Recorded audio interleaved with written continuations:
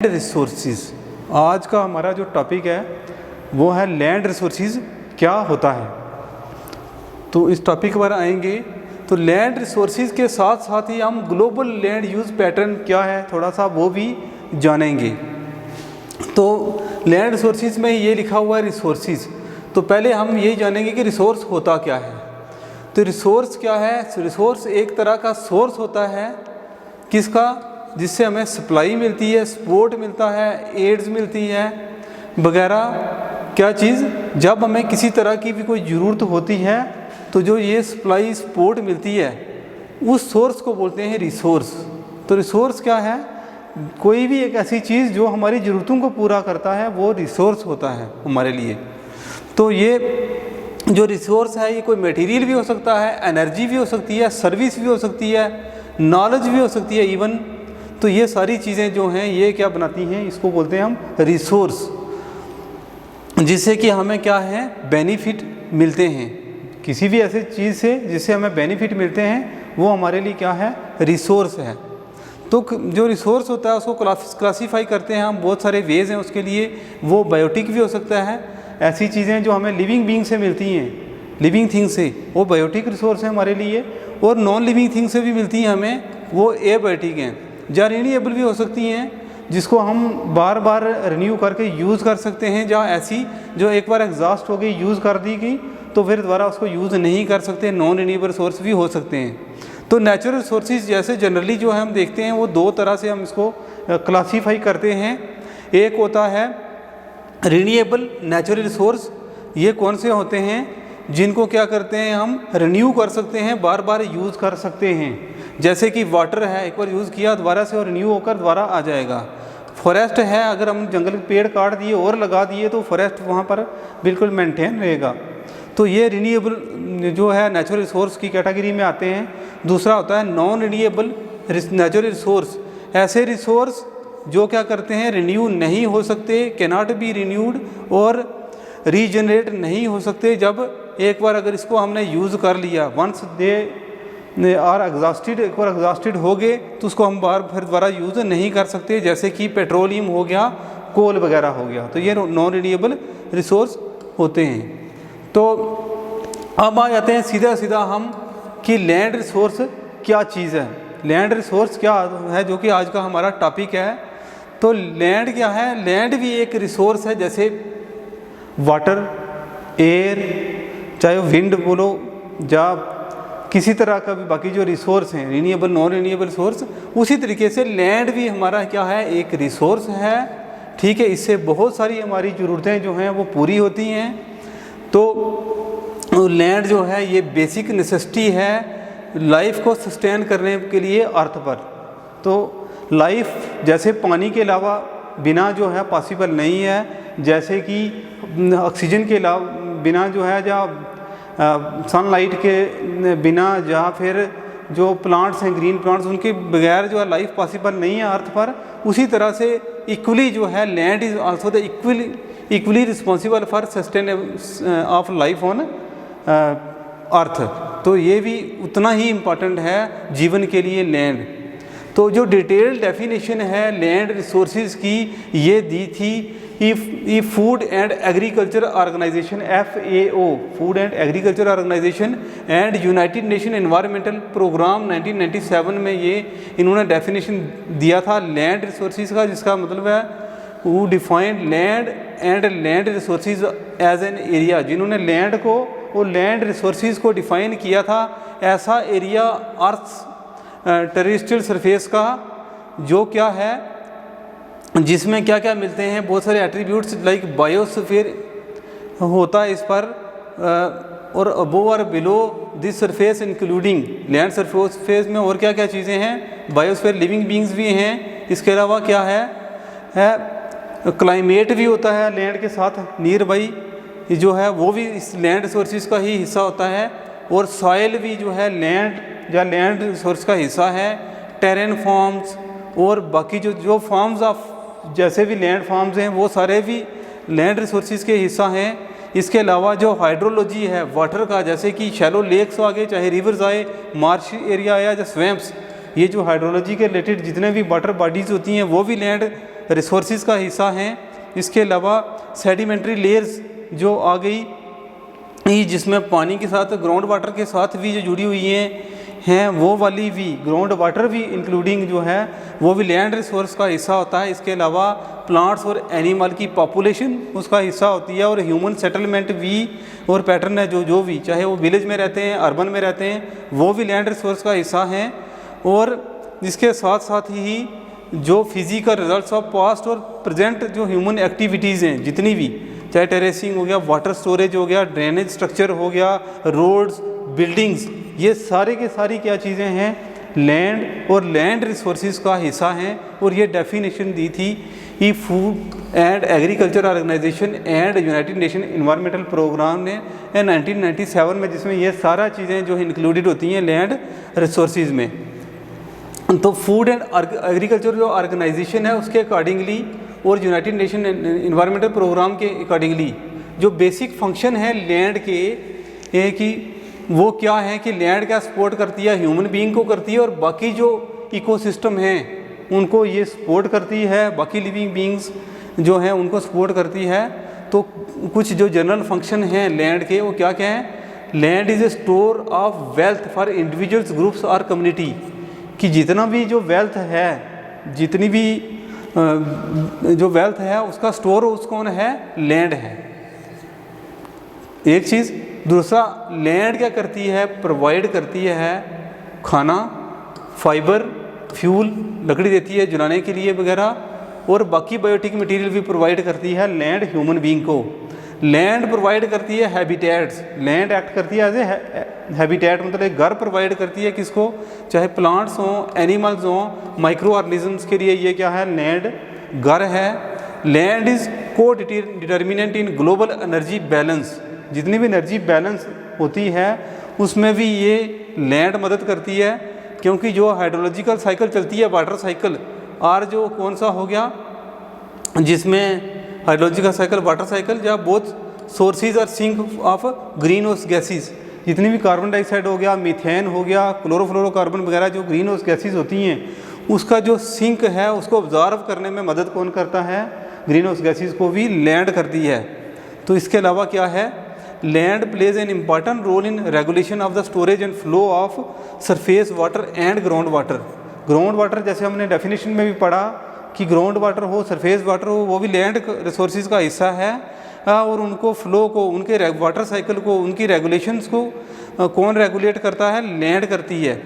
तो land is store of minerals and raw material, जितने भी मिनरल्स हैं, चाहे गोल्ड हो, एल्युमिनियम हो, कॉपर हो, आयरन हो, जो भी चीज़ें हैं उनका स्टोर उसको वहाँ पर है, कौन है, लैंड है। तो लैंड स्टोर हो सकती है मिनरल्स के भी ही। और क्या है, लैंड इज़ बफर, फिल्टर और मॉडिफायर फॉर केमिकल प्लूटेंट्स, जितने भी प्लूटेंट्स वगैरह या कुछ भी जो हैं उनको फिल्टर करती है लैंड। जैसे अगर सरफेस वाटर पे जब बारिश होती है, पानी क्या करता है, पर्कुलेट करता है, नीचे जाता है और वो साफ़ होता है, ग्राउंड वाटर में पहुँचते पहुँचते वो साफ़ हो जाता है। उसको साफ़ करने में, प्योरीफाई करने में, फ़िल्टर करने में कौन करता है, लैंड मदद करती है। अगर वाटर में ऊपर लैंड के सरफेस पर चाहे जितने मर्जी प्लूटेंट्स हों, लेकिन नीचे जाते जाते ग्राउंड वाटर क्या हो जाता है, प्योर हो जाता है। उसका कारण क्या है, लैंड मदद करती है। ये लैंड क्या करती है, प्रोवाइड करती है physical space for settlements of industries and recreation. जितने भी घर बनते हैं हमारे, इंडस्ट्री सेटलमेंट होती हैं, बाकी जो होती हैं, चाहे रिक्रिएशन के लिए, चाहे पार्क, गार्डन वगैरह, उसके भी क्या करती है, लैंड ही स्पेस प्रोवाइड करती है। इसके अलावा लैंड जो है हमें हमारे जो भी एविडेंस है, प्रोटेक्ट्स हैं, जैसे हम जान पा रहे हैं इनकी किसी टाइम पे डायनासॉर्स जो हैं होते थे अर्थ पर, या बाकी जो भी थे, तो उनके इंप्रेशंस भी या कुछ भी हैं वो भी कहाँ स्टोर हैं, लैंड के अंदर ही हैं। तो हिस्टोरिकल और प्री हिस्टोरिक जो रिकॉर्ड्स हैं, चाहे फॉसिल एविडेंस वगैरह के, ये पास्ट क्लाइमेट कैसे था, आर्कियोलॉजिकल जो रिमेन्स ये घर कोई बने हुए थे, चाहे मोहनजोदड़ो की हो या इंडस वैली सिविलाइजेशन वगैरह हो, वो भी लैंड ही हमें प्रोवाइड करती है वो रिकॉर्ड्स। तो लैंड इज सिग्निफिकेंट फैक्टर होता है इन डिस्ट्रीब्यूशन बाई इनेबलिंग और hindering the movement of animals, plants and people from one area to another. जो भी रोल प्ले करती है, कोई एनिमल्स माइग्रेट करते हैं, प्लांट्स माइग्रेट का होता है, या किसी ह्यूमन बीइंग का, या कुछ, वो भी सारा का सारा कौन रेगुलेट करता है, लैंड ही करती है। तो अब आता है नेक्स्ट, क्योंकि लैंड रिसोर्स तो पता चल गया हमें, वो लैंड क्या क्या प्रोवाइड करती है, हर एक चीज़ लैंड प्रोवाइड करती है। वो हमने देखा, चाहे खाना हो, चाहे पानी पीना हो, चाहे हमें जो है ऑक्सीजन मिलता है, सारी चीज़ें लैंड के साथ ही जुड़ी हुई हैं। तो इसके साथ साथ ही क्या है, land use, global land use pattern, world के लैंड यूज़, जो वर्ल्ड के लेवल पर लैंड यूज़ पैटर्न क्या है वो थोड़ा सा हम पढ़ेंगे, वो भी इसके साथ ही टॉपिक के साथ है। तो लेआउट और arrangement of uses of the land is known as, जितने भी जो लैंड का अरेंजमेंट है उसको कहते हैं लैंड यूज़ पैटर्न। कि कोई लैंड हम एग्रीकल्चर के लिए यूज़ कर रहे हैं, कुछ लैंड हम घर बनाने के लिए यूज़ कर रहे हैं, कुछ हम पार्क बनाने के लिए यूज़ कर रहे हैं। तो इस तरह से जो अरेंजमेंट होती है लैंड की, उसको बोलते हैं लैंड यूज़ पैटर्न। तो लैंड किस किस के लिए यूज़ की जाती है, कुछ ब्रॉडली हम चीज़ें पढ़ेंगे। तो उसमें है एग्रीकल्चर के लिए यूज़ की जाती है, खेती बाड़ी करने के लिए, जैसे फार्म लैंड, खेतों की जो ज़मीन हो गई। रेजिडेंशियल एरिया के लिए, जैसे घर बनाने के लिए यूज़ होती है। कमर्शियल पर्पज़ के लिए, जो हम दुकानें वगैरह बनाते हैं या शॉपिंग मॉल्स बना रहे हैं उसके लिए होती है। बिज़नेस हाउसेस बनाने के लिए, फैक्ट्रीज़ बनाने के लिए लैंड यूज़ होती है। रिक्रिएशन पर्पज़ के लिए, जैसे कि कोई गार्डन हो गए, ज़ूलॉजिकल पार्क हो गए, अम्यूज़मेंट पार्क्स हो गए, वो बनाने के लिए लैंड यूज़ होती है। ट्रांसपोर्ट के लिए, ऐसे रोड बनाते हैं लैंड पर, रेलवेज़ ट्रैक बनाते हैं, एयरपोर्ट्स बनाते हैं, तो वो भी लैंड इन चीज़ों के लिए भी यूज़ होती है, या पोर्ट्स भी कह सकते हैं हम। The most obvious services that land provide include the food. जो मोस्ट इम्पॉर्टेंट जो हमें सर्विसेज मिलती हैं लैंड से, उसमें क्या क्या आता है, जैसे खाना मिलता है हमें लैंड से, और क्या मिलता है, पानी पीने के लिए मिलता है लैंड से, और क्या मिलता है, प्लांट्स जो मटेरियल है, जितना भी प्लांट का मटेरियल है, चाहे जलाने के लिए हो या घर बनाने के लिए हो या मेडिसिन के लिए, वो सारी चीज़ें कहाँ से मिलती हैं, वो भी लैंड ही प्रोवाइड करती है। तो खाना हो गया, प्लांट्स मटेरियल जितने भी हो गए, पीने के लिए पानी वगैरह, वो भी हमें लैंड ही प्रोवाइड करती है। तो there is a broad evidence to suggest that the direct human alteration of terrestrial ecosystem by hunting foraging. अब क्या है, कुछ हज़ार सालों से हम ये देख रहे हैं कि जो टेरेस्ट्रियल इकोसिस्टम है वो कंटिन्यूसली चेंज हुआ है ह्यूमन की बीइंग की वजह से। जो एक्टिविटीज़ की हैं ह्यूमन बीइंग की, जैसे कि हंटिंग करना, फॉरेजिंग, लैंड क्लियरिंग की है, एग्रीकल्चर का एरिया बढ़ाया है ह्यूमन बीइंग ने। जब से सिविलाइजेशन आई है, ह्यूमन बीइंग होता गया है, सिविलाइज्ड आया एग्जिस्टेंस में, तब से। तो ये सिलसिला लगभग कब से शुरू हुआ है, लगभग 12,000 ईयर्स अगो से ये शुरू हुआ है कि लैंड की जो टेरेस्ट्रियल इकोसिस्टम है वो चेंज होता जा रहा है कंटिन्यूसली। लगभग 8,000 ईयर्स अगो की अगर बात करें, 8,000 साल पहले की बात करें, तो उस समय ये एग्रीकल्चर लैंड यूज़ जो है वो एक्सपेंड करना शुरू किया था मेसोपोटामिया में। तो वहाँ से फिर हम जो फर्टाइल क्रिसेंट एरिया था जो साउथ ईस्ट एशिया का, वो शुरू हुआ फिर एक्सपेंशन होना का जो एग्रीकल्चर का। उसके बाद फॉलोड बाई चाइना में, फिर इंडिया में और यूरोप में भी एग्रीकल्चर एरिया एक्सपेंशन चलती रही इस तरीके से। और इंटेंसिव लैंड यूज़ जो है पैटर्न डेवलप्ड हुआ फिर इंडिया, चाइना, अफ्रीका और साउथ अमेरिका में। लगभग फिर क्या हुआ कि लगभग 6,000 साल पहले की बात है कि एग्रीकल्चर एक्सपेंशन जो है वो तेज़ी से बढ़ा। अलग अलग कंटिनेंट्स में जो है एग्रीकल्चर का एरिया बढ़ाना शुरू किया ह्यूमन सिविलाइजेशन जैसे जैसे होती गई, जैसे जैसे ह्यूमन पॉपुलेशन बढ़ती गई तो उनकी डिमांड्स भी बढ़ती गई। और फिर उन्होंने और भी चीज़ें सीख ली, जैसे आग जलाना सीखा। फिर वो जब एग्रीकल्चर करना सीखा उन्होंने, तो फिर फॉरेस्ट को काट कर एग्रीकल्चर एरिया बढ़ाना शुरू कर दिया। तो जो है एग्रीकल्चर एक्सपेंशन शुरू हो गया, जिसकी वजह से क्या हुआ, क्लियरिंग ऑफ नेटिव वेजिटेशन। जो वहाँ की जो प्योर जो वहाँ की वेजिटेशन थी, जिसको बोलते हैं जो ये नेटिव वेजिटेशन होती है वहाँ की, उसको क्या हुआ, अल्टरेशन करना शुरू किया। इसके अलावा क्या है, जिसमें बोलते हैं एंडेमिक स्पीशीज़ वगैरह जब वहाँ की थी वो फिर चेंज होने लगी। एंडेमिक होती है वहीं पर पाई जाने वाली। जब हम बाहर की जब उसको ख़त्म करेंगे तो नेटिव वेजिटेशन ख़त्म होती जाएगी। इसके अलावा डोमेस्टिकेशन ऑफ हर्बीवोर्स, जैसे गाय पालना या जो भी बाकी जो घास खाने वाली जो स्पीशीज़ हैं, चाहे घोड़ा हो, गाय घास, बकरियां हों या गाय वगैरह, उनको पालना शुरू किया, उनको डोमेस्टिकेशन करना शुरू किया ह्यूमन बीइंग ने। इसके अलावा नेटिव फ्लोरा एंड फौना जो है वो जो वहाँ का था इंडिजीनियस जो फ्लोरा फाना था उसको रिप्लेस किया intensive crop and life stock management practices की वजह से। ह्यूमन पॉपुलेशन जब जैसे जैसे बढ़ती गई तो वहाँ की जो नेटिव स्पीशीज़ थी उनको क्या हुआ, इफेक्ट पड़ा उन पर ख़ास कर जैसे जैसे पॉपुलेशन बढ़ती गई। और लगभग 1750 जो है इससे क्या हुआ है, जो लैंड की तेज़ी से ट्रांसफॉर्मेशन हुई है, एक्सीलरेशन हुई है इसकी, क्योंकि इन दिनों में ही क्या हुआ था, इंडस्ट्रियल रेवोल्यूशन भी हुआ था, शुरू हुआ था। तो इसी वजह से जो लैंड की जो है अल्टरनेशन हुई है काफ़ी, तो ये जो कि अब लगातार कॉन्टीन्यूज़ है।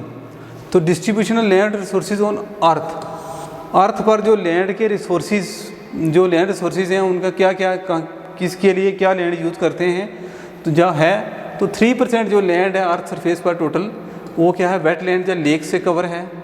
3% जो है वो अर्बन एरिया से कवर है लैंड, और ये ग्लोबल की बात हो रही है थ्रू आउट द। और फिर 12% जो लैंड ऐसी है जहाँ पर क्रॉप लैंड्स फसलें वगैरह लगाई जाती हैं। 26% ऐसी लैंड है जहाँ पर परमानेंट ग्रास लैंड्स हैं, जहाँ पर पूरे ग्रास लैंड्स हैं। और 26% जो है ऑक्यूपाइड बाय फॉरेस्ट, 26% जो है वो फॉरेस्ट से ऑक्यूपाइड है लैंड, जबकि लगभग हम ये कहते हैं कि हर कंट्री में 33% से ज़्यादा लैंड कवर जो है होनी चाहिए फॉरेस्ट के साथ। तो इसके अलावा 30% जो है वो लैंड कवर है विद ग्लेशियर्स, रॉक्स, डेजर्ट वगैरह से। उसके बाद क्या आता है, land use in India. India में लैंड यूज़ कैसे है, ग्लोबल जैसे कि ऐसे ही इंडिया में भी है। तो इंडिया में जो फॉरेस्ट एरिया है ये 21.30% था, फिर 23% था लगभग, अब ये बढ़कर लगभग रिसेंट डेटा में देखें तो 25% तक हो गया, बढ़ रहा है फॉरेस्ट एरिया, क्योंकि काफ़ी जो गवर्नमेंट जो एक्टिविटीज़ कर रही हैं कि in situ conservation, ex situ conservation जो प्रोग्राम चल रहे हैं, खासकर नेशनल पार्क का जो बायोस्फीयर रिजर्व का डिक्लेरेशन हो रहा है, वाइल्ड लाइफ सेंचुरीज़ बन रही हैं, उसकी वजह से फॉरेस्ट एरिया जो है इंडिया में बढ़ रहा है। पहले तो क्योंकि ये डेटा जो है वो 2012-13 का है, जो लैंड यूज स्टैटिक्स आया था 2012-13 का, ministry of agriculture and family welfare ने ये क्या है ये डेटा दिया था, तो उसके अकॉर्डिंगली है ये 2012-13 का है। लेकिन अब जो है ये फॉरेस्ट एरिया बढ़ चुका है। नॉन एग्रीकल्चर जो यूजेज हैं उसमें है 26.5 मिलियन हेक्टर, लगभग 8.05% जो एरिया नॉन एग्रीकल्चर यूजेज के लिए यूज़ होता है। बैरन एंड अनकल्टिवेटेड जो लैंड है वो 5.26% है। कल्चरेबल जो वेस्ट है, जहाँ पर कल्चरेबल है लगाते हैं फसल वगैरह जो भी चीज़ें हैं, वो 12.6% मिलियन हेक्टर है, जो कि 3.83% आता है। परमानेंट पास्चर जहाँ पर गाय वगैरह भैंसें चराई जाती हैं वो कितना है, 3.12%। मिसलेनियस ट्री क्रॉप्स जो यूज़ करते हैं, ट्री फसल वगैरह लगाते हैं 0.9% है सिर्फ। फैलो लैंड जो कि एग्रीकल्चर के साथ जो खाली ज़मीनें पड़ी होती हैं वो है 8% लगभग। एग्रीकल्चर लैंड जो है वो कितनी है, लगभग 55.3% लैंड है इंडिया में जिसको एग्रीकल्चर पर्पज़ के लिए यूज़ करते हैं हम। नेट सोन एरिया जो है लगभग 42.57% इंडिया का जो एरिया टोटल, उसमें ये क्या है फसलें वगैरह जो चीज़ें लगाई जाती हैं वो कितनी है 42.57%। ये जो है data. Around 15 billion hectares of land world wide, पूरे वर्ल्ड में जो है लैंड का कितना एरिया है, 15 बिलियन हेक्टेयर लैंड है, एरिया है वर्ल्ड वाइड, जिसमें से 2% जो है area is covered by cities and infrastructures, जिसमें जो 2% एरिया ऐसा है जो शहरों वगैरह से कवर है, जिसको बोलते हैं बिल्ट अप लैंड, जो घर वगैरह बने हुए हैं ऐसे। एंड ये एरिया तेज़ी से बढ़ रहा है। तो ये बिल्ट अप जो लैंड है ये एक्सपेक्ट किया जा रहा है कि ये 4 से 5% तक जो है ग्लोबल लेवल पे एरिया जो है 2050 में जो है ये एरिया कहाँ तक पहुँच जाएगा, 4 से 5% जो है बिल्ट अप एरिया आ जाएगा। अभी तो 2% था पहले डेटा के हिसाब से, लेकिन 2050 तक अगर ऐसे ही पॉपुलेशन बढ़ती रही और अर्बनाइजेशन, जो बिल्ट अप लैंड है is expected to cover 4 to 5% area, जो कि 2050 के जो है में क्या हो सकता है, ये एरिया बढ़कर 4 से 5% तक हो सकता है, जैसे जैसे ये क्या अर्बनाइजेशन जिस हिसाब से हो रही है। In many cases built up area is expansion occurs at the expense of agriculture. और ज़्यादातर क्या हो रहा है, जो एग्रीकल्चर लैंड है उसको ही क्या कर रहे हैं, कम करके जो एग्रीकल्चर लैंड है उसी पर जो घर और बिल्डिंग्स बन रही हैं, जिसकी वजह से एग्रीकल्चर लैंड जो है वो कम हो रही है, वहाँ पर बिल्ट अप जो बिल्डिंग वगैरह बनाई जा रही हैं, अर्बनाइजेशन की जा रही है, अर्बन एरिया एक्सपेंड हो रहा है। इसके अलावा agriculture uses more than 30% of the world area की and cropland currently covers around 1.5 billion hectares or about 10% of the global land area। Total जो ग्लोबल लैंड एरिया उसका 10% जो एरिया है वहाँ पर फसलें लगाई जाती हैं। टोटल एग्रीकल्चर कितना है, 30% किया जाता है लैंड पर ग्लोबल लेवल पे, और उसमें भी फसलें 10% एरिया में फसल लगाई जाती है जो ग्लोबल लेवल पे।